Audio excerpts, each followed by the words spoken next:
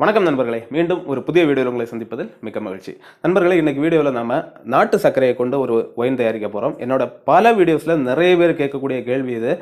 White சர்க்கரைக்கு வெள்ளை சர்க்கரைக்கு பதிலாக நம்ம நாட்டு சர்க்கரை சேர்க்கலாமா, கரும்பு சர்க்கரை சேர்க்கலாமா, வெள்ளம் சேர்க்கலாமா, இந்த மாதிரி கேள்விகள் நிறைய வர்றதுண்டு.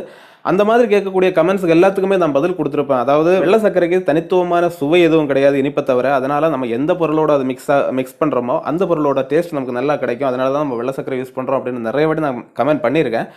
பட் மறுபடியும் அதே கேள்வி வந்துட்டு இருக்கு. ஸோ இன்னைக்கு முழுக்க கரும்பு சர்க்கரையை கொண்டு ஒரு ஒயின் நம்ம தயாரிக்க போகிறோம். இந்த ஒயினோட பேர் என்னென்னு பார்த்தீங்கன்னா ஜாகரி ஒயின். ஓகே, இந்த ஒயின் எப்படி செய்யலாம்னு பார்க்கலாம். அதுக்கு தேவையான பொருட்கள் என்னென்னு பார்த்தீங்கன்னா, ஃபர்ஸ்ட் ஒரு 200 கிராம் அளவுக்கு திராட்சை எடுத்துருக்கேன், ஒரு ஆரஞ்சு எடுத்துருக்கேன், ஒரு லெமன், 1/2 கிலோ நாட்டு சர்க்கரை, கரும்பு சர்க்கரை 1/2 கிலோ. அப்புறம் ஸ்பைசஸ் பார்த்தீங்கன்னா ஒரு 2-3 சின்ன துண்டு பட்டை, ஒரு 3 அன்னாசிப்பூ, 2 ஏலக்காய், ஒரு 6 கிராம்பு இதை எடுத்திருக்கேன். இது கூட ஒரு 1.5 லிட்டர் தண்ணி, அப்புறம் ஈஸ்ட், ட்ரை ஈஸ்ட்டு, இது பேக்கரி ஈஸ்ட்டு தான், ஈஸ்ட்டும் எடுத்திருக்கேன். தண்ணியை பொறுத்த வரைக்கும் இப்போ 1.5 லிட்டர் தண்ணி எடுத்திருக்கேன். நம்ம இதோட டென்சிட்டி செக் பண்ண பிறகு நமக்கு அதிகமாக தண்ணி தேவைப்படுமா அப்படிங்கிறத நான் இடையில உங்களுக்கு கன்ஃபார்ம் பண்ணி சொல்கிறேன். இப்போதைக்கு 1.5 லிட்டர் தண்ணி எடுத்திருக்கேன். இப்போ நம்ம ஃபஸ்ட்டு என்ன பண்ண போகிறோம்னு பார்த்தீங்கன்னா, இந்த கிரேப்ஸையும் ஆரஞ்சையும் லெமனையும் நல்லா க்ரஷ் பண்ணி எடுத்துக்க போகிறோம். நல்லா கையாலேயே நல்லா கிரேப்ஸை க்ரஷ் பண்ணி எடுத்துக்கலாம். கிரேப்ஸை நல்லா க்ரஷ் பண்ணி அதில் இருக்கக்கூடிய ஜூஸ் எல்லாம் எடுத்துக்கலாம். ஒரு 2 லிட்டர் அளவுக்கு ஒரு 200 கிராம் கிரேப்ஸ் போதும். அடுத்ததாக இது கூட நம்ம இந்த ஆரஞ்சையும் இதே மாதிரி க்ரஷ் பண்ணி சேர்த்துக்கலாம்.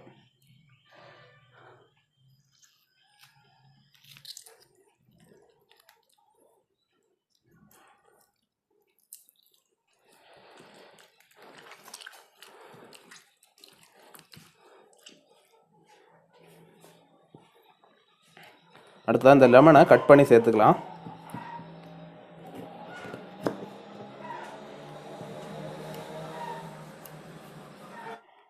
இதனால் இந்த லெமனோட ஃப்ளேவர் நல்லா வரும். அதனால தான் அது நம்ம தோலோடு போட்டிருக்கோம். எல்லாத்தையும் இன்னொரு வாட்டி நல்லா மிக்ஸ் பண்ணி கொடுத்துக்கலாம்.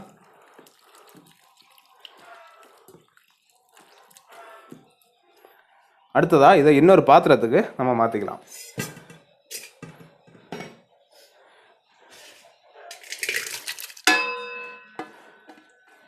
இந்த ஆரஞ்சு, எலுமிச்சம்பழம், அப்புறம் திராட்சை, இந்த மூணையுமே இன்னொரு பாத்திரத்துக்கு மாற்றியாச்சு. இதோட இந்த 1.5 லிட்டர் தண்ணியை நம்ம ஆட் பண்ணிக்கலாம்.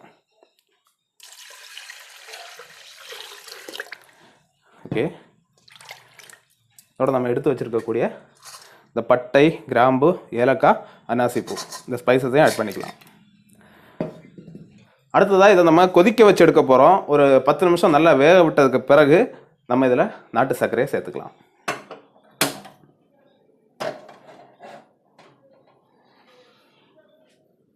ஒரு வாட்டி நல்லா கலந்து விட்டுக்கலாம்.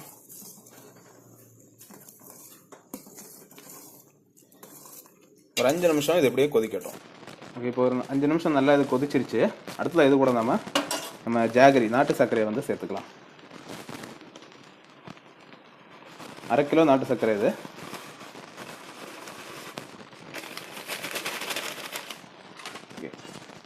இதை ஒரு வாட்டி நல்லா மிக்ஸ் பண்ணி கொடுத்துக்கலாம். அந்த சர்க்கரை எல்லாம் இதில் நல்லா கரைகிறது வரைக்கும் இது கிளறி கொடுத்துட்டு அடுப்பை ஆஃப் பண்ணிக்கலாம்.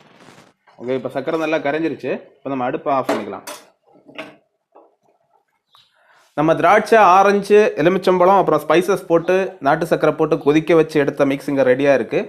லூக் வார்ம் கண்டிஷனில் நான் இதை ஆற வச்சு எடுத்திருக்கேன். இளம் சூடு, கை விரல் முக்கிற அளவுக்கு இளம் சூட்டோடு நான் இப்போ இதை எடுத்து வச்சுருக்கேன். அடுத்து நம்ம இதை ஃபெர்மெண்ட் பண்ண போகிறோம். ஃபெர்மெண்டேஷன் ப்ராசஸ்க்காக நான் ஒரு ஜார் எடுத்திருக்கேன். பிளாஸ்டிக் ஜார், பேக்கரியில் இந்த முறுக்கெல்லாம் வர ஜார் இது. இந்த ஜார் எடுத்திருக்கேன்.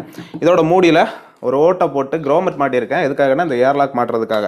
ஸோ உங்கள்கிட்ட பலர்கிட்ட இந்த ஏர்லாக் இருக்கிறதுக்கு வாய்ப்பு இல்லை.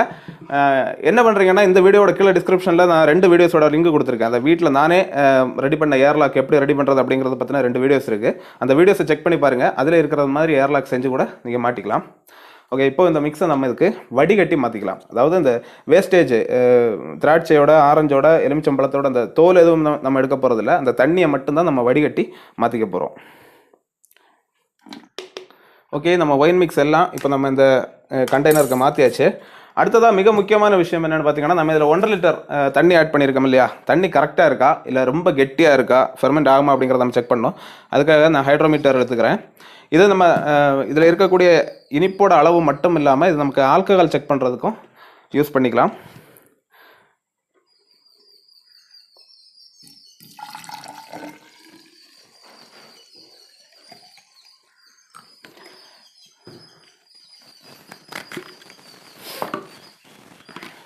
ஹைட்ரோமீட்டர் அப்படியே உள்ளே போட்டு ஸ்பின் பண்ணிக்கலாம்.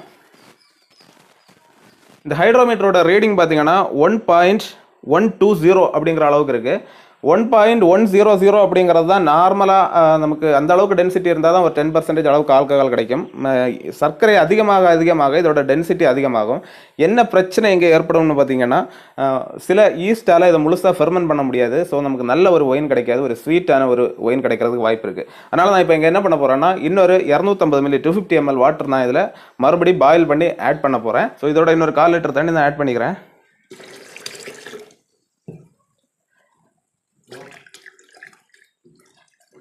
இப்போ நம்ம மறுபடியும் இன்னொரு வாட்டி நம்ம கிராவிட்டி எவ்வளோ இருக்குன்னு செக் பண்ணி பார்க்கலாம்.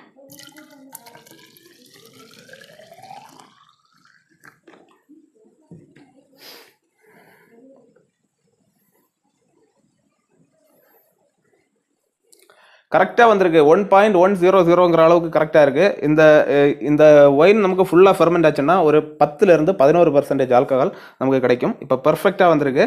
ஸோ நீங்கள் தண்ணி எப்படி கணக்கு பண்ணுறீங்கன்னா, 1/2 கிலோ நாட்டு சர்க்கரைக்கு 1.25 லிட்டர் தண்ணி ஆட் பண்ணிக்கோங்க. ஓகே, அடுத்ததாக நம்ம இதில் ஈஸ்ட் ஆட் பண்ணலாம். ஈஸ்ட் நான் எடுத்துருக்கிறது பார்த்தீங்கன்னா இன்ஸ்டன்ட் ட்ரை ஈஸ்ட்டு, இது பேக்கரி ஈஸ்ட்டு. இப்போது இந்த மிக்ஸ் வந்து இளம் சூட்டோடு இருக்கிறதுனால நம்ம இதை டைரெக்டாகவே இதில் ஆட் பண்ணிக்கலாம். சப்போஸ் இது ரொம்ப குளிர்ந்து இருந்துச்சுன்னா இன்னொரு டம்ளரில் கொஞ்சம் ஒரு 1/4 டம்ளர் தண்ணி, இளம் சூடோட தண்ணி எடுத்து அதில் மிக்ஸ் பண்ணி ஆட் பண்ணிக்கோங்க. இப்போ இது இளம் சூடோடு இருக்கிறதுனால நான் இதை அப்படியே ஆட் பண்ணிக்கிறேன். பார்த்தீங்கன்னா ஒரு 1/2 ஸ்பூன் அளவுக்கு நான் இப்போது இதில் ஈஸ்ட் எடுத்துக்கிறேன்.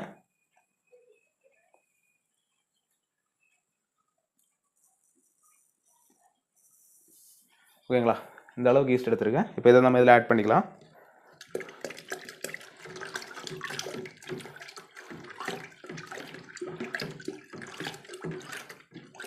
ஆட் பண்ணி ஒரு வாட்டி இந்த மாதிரி நல்லா மிக்ஸ் பண்ணி கொடுத்துக்கோங்க. இப்போ நம்ம நல்லா மூடி போட்டு டைட் பண்ணிக்கலாம். ஏர் லீக் ஆகாதது மாதிரி நல்லா டைட் பண்ணிக்கோங்க. அடுத்ததாக ஏர் லாக் மாட்டிக்கலாம். அடுத்த இந்த ஏர்லாக்கில் ஒரு பாதி அளவுக்கு நம்ம தண்ணி ஊற்றிக்கலாம்.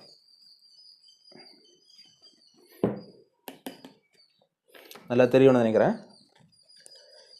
ஈக்குவல் அளவுக்கு வந்து தண்ணி இருக்கிற மாதிரி பார்த்துக்கோங்க. இப்போ நம்ம ஃபெர்மெண்டேஷன் ஆகிறப்போ இந்த ஒன் சைடாக இந்த தண்ணி மேலே ஏறி வந்து இந்த பபிள்ஸ் வெளியே போகிறத இங்கே பார்க்கலாம். அடுத்ததான் மிக முக்கியமான விஷயம், இப்போ கிளைமேட் இங்கே கொஞ்சம் டார்க்காக இருக்குது, அதாவது மழை வர்றது மாதிரி இருக்குது. ஸோ அதனால் அந்த மாதிரி கிளைமேட்டில் நீங்கள் இருக்கிறீங்கன்னா இதை கொண்டு போய் கொஞ்சம் வார்மான பிளேஸில் ஸ்டோர் பண்ணுங்கள். அதாவது கிச்சன் கேபினெட்டுக்கு அடியில் இந்த மாதிரி கொஞ்சம் சூடோடு இருக்கக்கூடிய இடங்களில் வைங்க. சூரிய வெளிச்சம் டைரெக்டாக அடிக்கக்கூடிய இடங்களில் வைக்காதீங்க. ஃப்ரிட்ஜுக்குள்ளெல்லாம் வச்சிடாதீங்க தயவு செஞ்சு. இது ஃபெர்மெண்டேஷன் ஸ்டார்ட் ஆனதுக்கப்புறம் மறுபடியும் பார்க்கலாம்.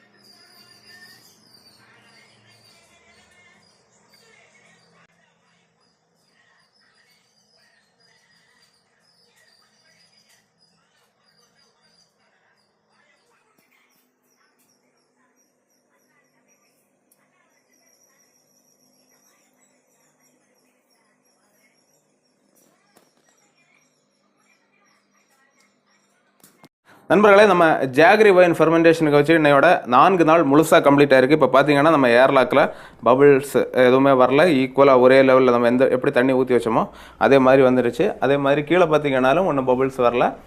அடியில் ஈஸ்ட்டு செட்டில் ஆகிருக்கு. ஸோ ஓரளவுக்கு இப்போ நமக்கு கிளியரான ஒரு ஒயின் கிடச்சிருக்கு. முழுசாக 4 நாள் கம்ப்ளீட் ஆகிருக்கு. 4 நாளைக்கு மேலே ஆயிடுச்சு அப்படின்னு சொல்லலாம். உங்கள் ஏரியாவில் டெம்பரேச்சர் இன்னும் கொஞ்சம் நல்லா வார்மாக இருந்ததுன்னா இன்னும் கொஞ்சம் குயிக்காக இது ஃபெர்மெண்ட் ஆகிறதுக்கு சான்ஸ் இருக்குது. இப்போ நம்ம இதோட ஆல்கஹால் பர்சன்டேஜ் எவ்வளோ இருக்குது, ஆல்கஹால் கண்டென்ட் எவ்வளோ இருக்குது அப்படிங்கிறத செக் பண்ணலாம். அதுக்கப்புறம் நம்ம இதை டேஸ்ட் பண்ணி பார்க்கலாம். அதுக்கு முன்னாடி இந்த வீடியோ உங்களுக்கு இது வரைக்கும் நீங்கள் பார்த்ததில் உங்களுக்கு பிடிச்சிருக்குன்னு தோணுச்சுன்னா தயவு செஞ்சு அந்த லைக் பட்டனை ப்ரெஸ் பண்ணுங்கள். ஏன்னா நீங்கள் கொடுக்கக்கூடிய ஒவ்வொரு லைக்குமே இந்த வீடியோ இன்னும் நிறைய பேருக்கு போய் ரீச் ஆகிறதுக்கு ஹெல்ப் பண்ணும். ஸோ மறக்காமல் வீடியோவுக்கு ஒரு லைக் கொடுங்க. இப்போ நம்ம ஏர்லாக்கை ரிமூவ் பண்ணலாம்.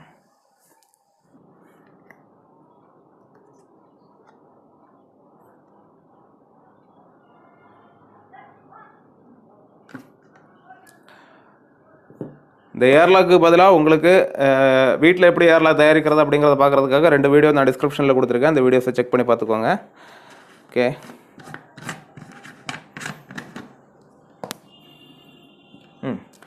ரொம்ப நம்ம கிரேப் ஒயின் மாதிரியெல்லாம் ரொம்ப ஹெவியான ஸ்மெல்லாம் இல்லை, ஸ்மெல் ரொம்ப ஸ்மூத்தாக இருக்குது. இப்போ நம்ம இதுக்கு ஆல்கஹால் செக் பண்ணுறதுக்காக நம்ம இந்த டியூபுக்கு கொஞ்சம் ஒயினை சேஞ்ச் பண்ணிக்கலாம். எப்போவுமே இந்த ஒயின் எடுக்கிறப்போ மிக்ஸ் பண்ணாமல் எடுக்க வேண்டியது ரொம்ப அவசியம். அதனால தான் நான் டியூப்பு போட்டு மேலேருந்து இழுத்து எடுக்கிறேன். மிக்ஸ் பண்ணாமல் எடுத்துக்கோங்க. ஏன்னா ஈஸ்ட் அடியில் செட்டில் இருக்கிறது அப்படியே விட்டு போட்டு அதோட மேலேருந்து தெளிவாக இருக்கக்கூடிய ஒயினை மட்டும் எடுக்க வேண்டியது ரொம்ப முக்கியம்.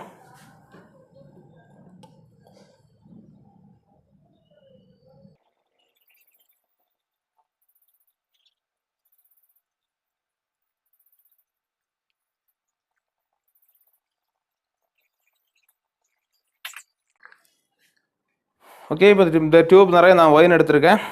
அப்படியே க்ளோஸ் பண்ணி தனியாக எடுத்து வச்சுக்கலாம். ஏர் உள்ளே போகாமல் இருக்கிறதுக்காக ஏர் லாக் போட்டிருக்கேன். இப்போ நம்ம இதோட ஃபைனல் கிராவிட்டி ஃபஸ்ட்டு நம்ம செக் பண்ணது இனிஷியல் கிராவிட்டி. இப்போ இதோட ஃபைனல் கிராவிட்டி எவ்வளோ இருக்குன்னு செக் பண்ணலாம். ஹைட்ரோமீட்டர்.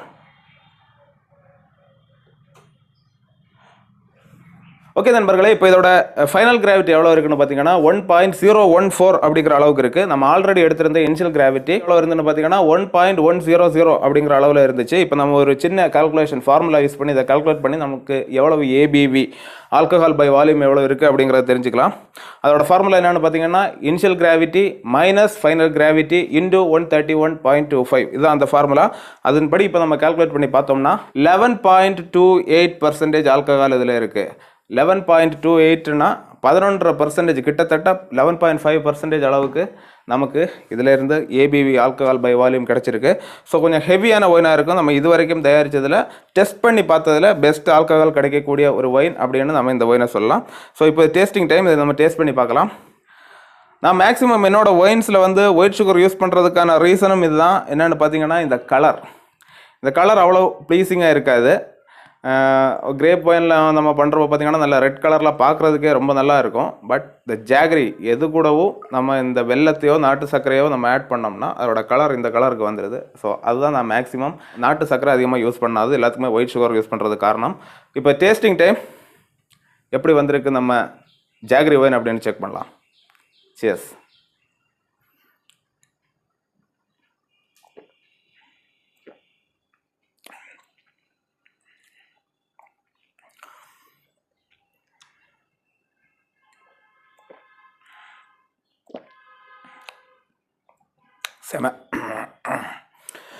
செமையாக வந்திருக்கு.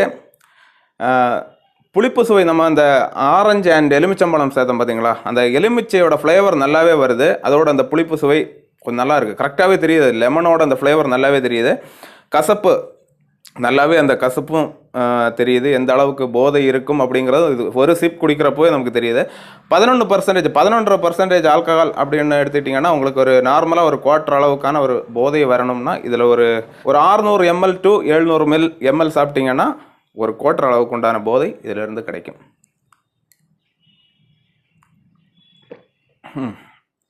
இதை நான் ஏன் ஸ்பெசிஃபிக்காக சொல்கிறேன் அப்படின்னு பார்த்தீங்கன்னா நிறைய பேர் வீடியோட கமெண்ட்ஸில் வந்து இதோட போதை எந்த அளவுக்கு இருக்கும் அப்படி தெளிவாக மறுபடியும் கேட்டுட்ருக்கிறீங்க. அதனால தான் அந்த ஒரு பாயிண்ட்டையும் கூட நான் மென்ஷன் பண்ணுறேன். ஒரு 600 ml சாப்பிட்டா ஒரு குவார்ட்டர் அளவுக்கு உண்டான போதை இதிலிருந்து கிடைக்கும். ஸோ அவ்வளோ நண்பர்களே, இந்த ட்ரிங்கை நான் என்ஜாய் பண்ணுறேன். அதே மாதிரி இந்த வீடியோவை நீங்கள் என்ஜாய் பண்ணியிருப்பீங்க அப்படின்னு நினைக்கிறேன். இந்த வீடியோவுக்கு இன்னும் நீங்கள் ஒரு லைக் கொடுக்கலன்னா இப்போ லைக் பட்டனை ப்ரெஸ் பண்ணிக்கோங்க. இந்த வீடியோவை உங்கள் ஃப்ரெண்ட்ஸோடையும் ஷேர் பண்ணுங்கள். மேலும் மற்றொரு வீடியோவில் சந்திக்கும் வரை it's me Satishkumar, signing of.